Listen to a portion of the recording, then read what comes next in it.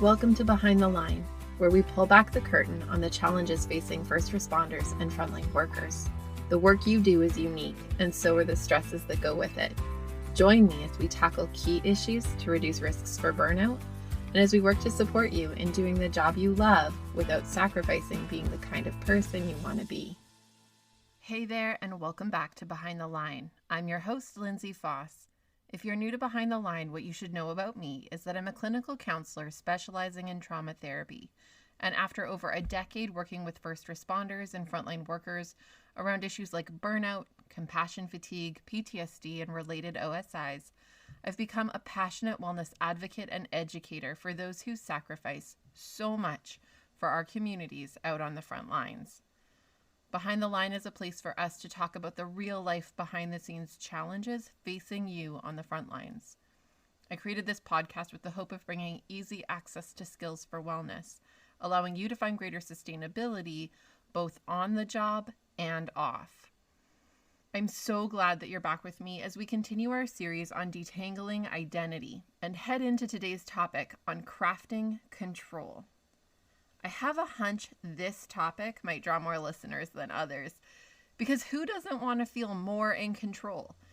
I mean, if I could identify one common trait most characteristic of those who work in first response and frontline work, the top trait would be a heart for helping, and very closely second to that would be a tendency to like being in control.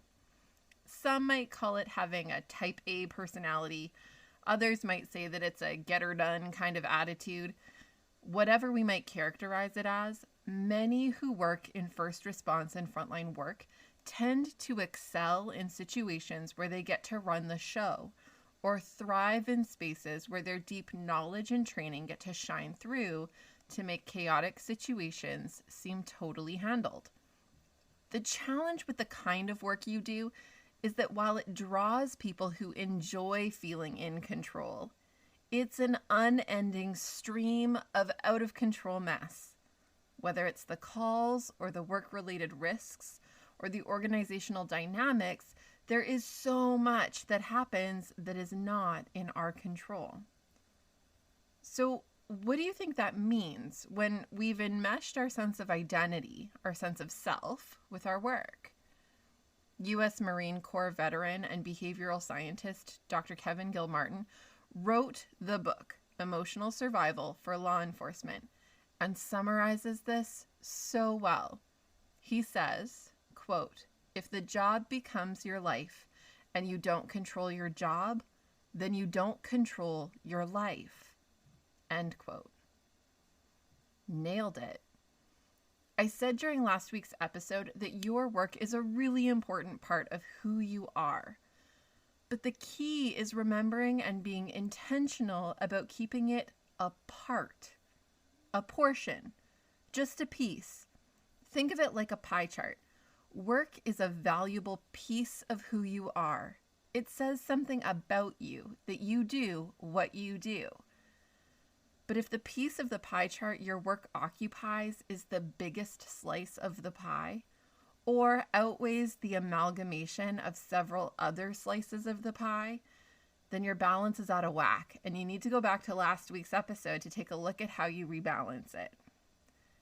If your work piece of the pie is dictating too much about who you are, how you feel, and how you value yourself in your world or experience value in the world, then you're running some serious risks, and Dr. Gilmartin is hitting it on the head. Our work is so often outside of our control. The job is literally responding to crisis. The defining nature of crisis is not in control. And while we're trained to enter into the chaos and intervene to help, the truth is that we can only ever do so much. And it's almost always reactive, which feels much less in control than preventative or responsive. On top of that, even within the organizational framework, we can often feel at risk of an adversarial or blatantly aggressive or hostile workplace dynamic that further undermines our sense of stability or control. Decisions that affect us are made without consultation, and we're left to hold the repercussions. If this is what we're using to define us, no wonder so many are burning out, experiencing mental health concerns, and struggling to continue. When I make my identity tied to something that is so unstable, it's internally destabilizing. As we internalize an identity that defines us based on an environment and experience that can be so tumultuous, we internalize the chaos and the helplessness and the lack of control. And these features start to increasingly take hold inside of us and dictate how we feel, how we think, and how we engage in our lives. This is why it is so deeply risky to make work our life. Now, I'm going to say again that work is, of course, an important part of your life. Yes, you have to work to pay the bills. And yes, you are allowed to love your work, feel passionately about the work you do, and invest deeply into the work you care about, just not exclusively or mindlessly. I'm not asking you to not do your job. Really, what I want is the opposite of that. I want you, with all of the amazing skill, training, and experience you've acquired, to be a kick-ass contributor to the work for a long, long time to come. Our communities need you. They need skilled, experienced people who are passionate about the work and committed to being in the thick of it. But we're losing really great people, veteran, skilled staff, because the job got too big and swallowed them whole. What I want for you is to be mindful and intentional about keeping the job in its place as a piece of the pie. And in so doing, I want you to craft something that's far more sustainable, something that keeps you able to remain in the work for as long as you choose to be in it. Last week, we talked about balance and distributing our interests and sense of self across multiple pillars. An important piece of this process is anchoring to building aspects of my life that I have control over. When we spend a significant proportion of our time in a workplace that really lacks control, we need to build a life outside of that that really enhances our connection to control, even in seemingly small ways. It's also really valuable to work at implementing pieces within your work day that give some amount of control back wherever you can find it. There are two specific aspects to crafting control that I want to encourage you to focus on. The first is refining your values, and the second is drawing your boundaries.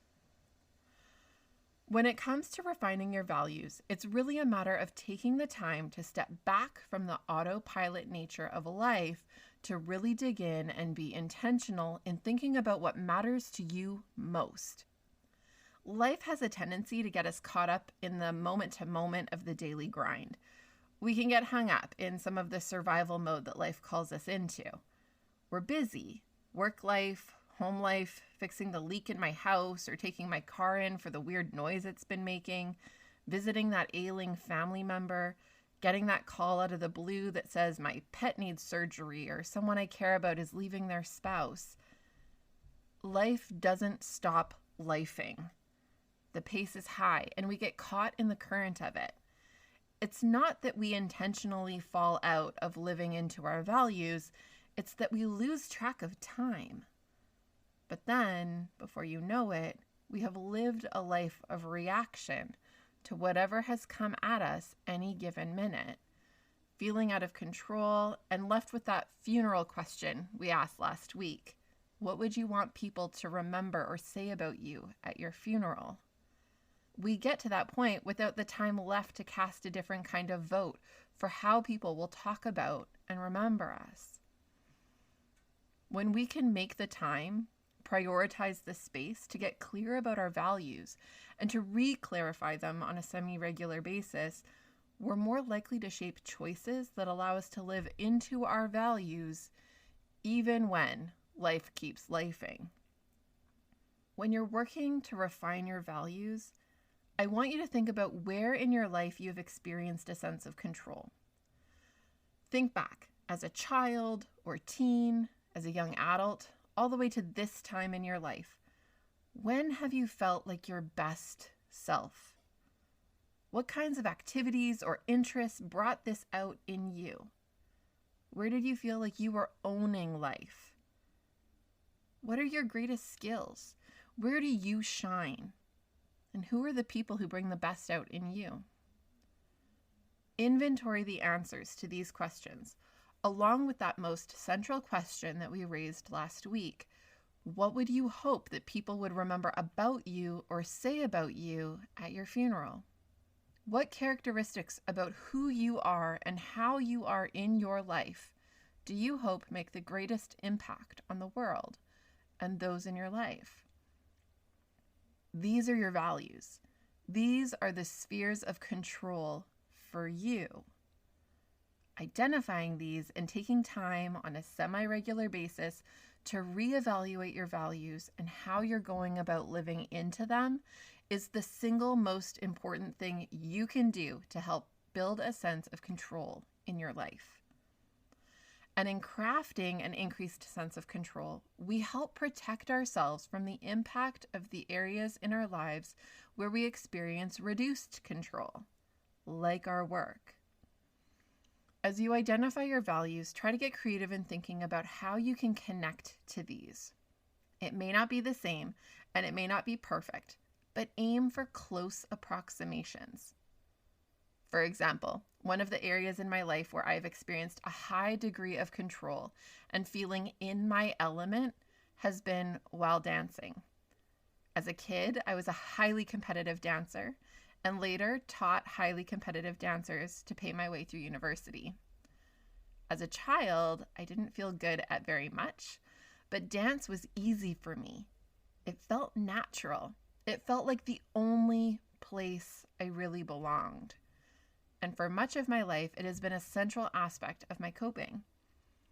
That said, my life is no longer conducive to being at a studio for 4 hours of classes 6 days a week. And I'm pretty sure my body would break in half if I tried to attempt the splits right now. Dance can't occupy the same space in my life as it used to. And while I wish it looked a certain way, even my wish isn't really an option right now. So, my version of close approximations looks like taking the parts of dance I cared about most and putting them into my daily life. I love the music, the heavy bass, strong beat, and having it on so loud you could feel it in your bones. So when I exercise in the evenings once my kids are in bed, I do it in the basement, far away from everybody, to my favorite playlist with our good speaker system. I also loved the spontaneity of it, making things up, moving for the sake of movement, that dance like no one is watching kind of feeling, I guess. So my kids and I crank some ridiculous songs and bust out our most fantastic moves and just let go for a few minutes. And it's wonderful. Someday I might get back into a class, and when I do, I know it'll feel great. But until then, close approximations give me the chance to feel aspects of that best version of myself, at least a little bit. I get to hold that feeling of being in control of something, being in control of my body, in control of the music I choose, in control of the mood I have as I choose to do something I love, in control of the choice to choose something for me. Yes, it's temporary, but it also carries with me, and it's better than nothing. This brings us to boundaries. Boundaries are the other vital aspect of crafting control because they help us protect what we value and protect us from what lives outside of our values. But this is why it's important that we know and name our values first, because without that, it's hard to protect something we can't identify. Now, we've talked about boundaries on the show before, and I've shared about the idea of internal and external boundaries. If you've done the Beating the Breaking Point online program that I offer, you'll know that I also talk quite a bit about this same topic in way more depth there. For today, we're going to focus this same concept on the idea of crafting control. So as a quick refresher, external boundaries are the ones we set with other people. These are the things we say out loud, like, no, I won't be able to get to that email until I'm back on Monday. I don't check my work email outside of work time. Wouldn't that be crazy? External boundaries clarify your values to others so they know what to reasonably expect of you. It sets everyone up for success because it's clear and allows people to be on the same page. On the flip side, internal boundaries are boundaries we have in our own heads. We may never say them out loud to anyone ever. They're the lines and limits we acknowledge within ourselves. Where, how, and when I spend my time and energy. My commitment to be in bed at a certain time each night because it allows me to be my best self the next day. My line limiting screens, my choice to commit to connecting with a person or the people who bring out the best in me, and so on. The combination of internal and external boundaries should be working toward helping me focus in on what I can control and those spaces where I feel like my best version of myself. So what about when we have to be in spaces that we can't control or where it's hard to be a version of ourselves we feel good about? Well, truth is that's going to happen. It's the reality of this life. But even in the things we can't control, we can find bits of control. I remember a time a number of years ago when my husband signed us up for a co-ed slow pitch team. I almost killed him. Let me clarify that while I have always been a fairly athletic person thanks to my intense dance background, I was never someone who participated in group sports outside of gym class. Dance was a heavy commitment and there was never time for anything else. So at this point in history, I hadn't played baseball since junior high.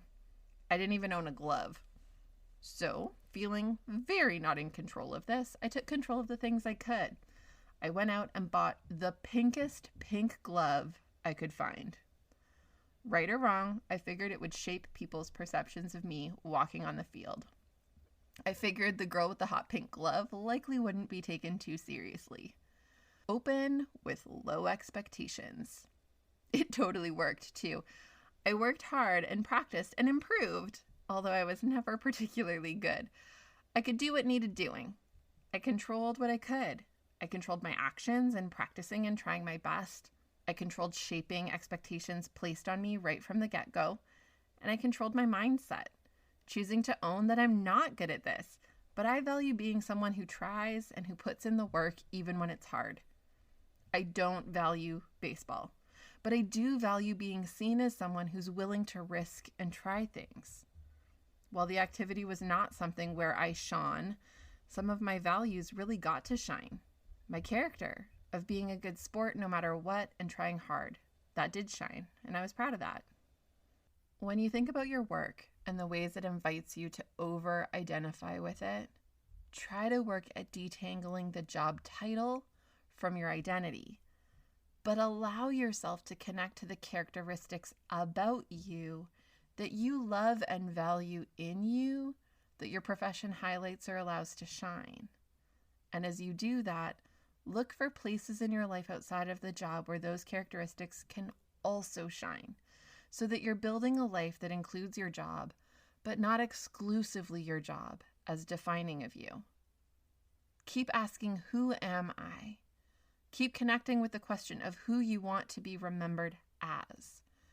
And keep working to craft a life that moves you in the direction toward that being the reality. As we wrap up today, I want to remind you to please reach out and connect if you have any questions or feedback. You know I love hearing from you and shaping this podcast to echo your needs and interests. I love hearing about what you're working on and how you're using what we talk about on the show. You can find me on Facebook and Instagram at Lindsay Faas, where you can follow me or tag me, or you can email me at support@thrive-life.ca. I'm grateful that many of you have been keen to share about Behind the Line and spread the word to others on the front lines. Know that if you're wanting to share this with others, we can be found online on our website, on most major podcast platforms, as well as on YouTube. Click subscribe to get alerts about our latest episodes, or subscribe to our email list to hear from me about all the exciting things we have going on and coming up. We've got some big stuff coming soon. You'll find all the details you need in the show notes, along with links to our Beating the Breaking Point indicators checklist and triage guide, which can help facilitate self-assessing burnout and related concerns. We make and create all of this for you guys because what you do matters, but more than that, you matter. And we want to make sure that you have what you need to do what you do well and sustainably, both on the job and off. So use it, share it, and until next time, stay safe.